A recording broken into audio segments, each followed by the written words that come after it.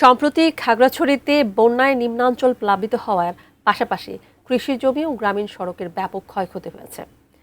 জেলায় বন্যা পরিস্থিতির উন্নতি হলেও দুর্ভোগ কাটেনি বন্যায় কবলিত হওয়া সেসব মানুষের। এ নিয়ে খাগড়াছড়ি গোলাবাড়ি ইউনিয়ন পরিষদ থেকে বিস্তারিত জানিয়েছেন প্রতিনিধি ছোটন বিশ্বাস।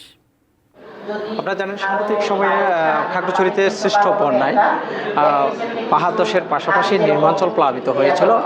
একই সাথে কৃষি ফসলি জমিরও কিন্তু ব্যাপক ক্ষয়ক্ষতি হয়েছিল।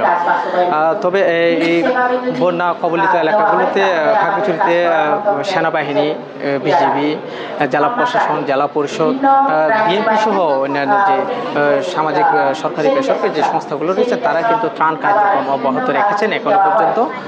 তবে নিম্নাঞ্চল প্লাবিত হলো এখানকার যে সড়ক এবং কৃষি ফসলের জমি ব্যাপক ক্ষয়ক্ষতি হওয়া তাদের কিন্তু এখনো দুর্ভোগ কাটেনি।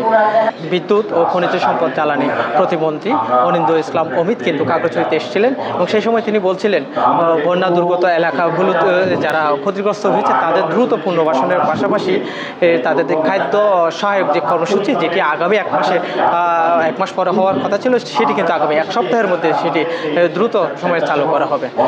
তবে খাগড়াছড়িতে যদিও বা এখনো নিম্নাঞ্চল প্লাবিত হলেও রাস্তাঘাট বা কৃষি ফসলের জমির ব্যাপক ক্ষয়ক্ষতি হওয়াতে তাদের এখন চূড়ান্ত তালিকা প্রস্তুত করা হয়েছে এবং কৃষি বিভাগ সেটিও জানিয়েছেন তাদের যে চূড়ান্ত তালিকাটি সে থেকে যদি তাদের কোনো প্রণোদনার ব্যবস্থা যদি পাওয়া যায় সেটি কৃষকদের মাঝে বন্টন করা হবে।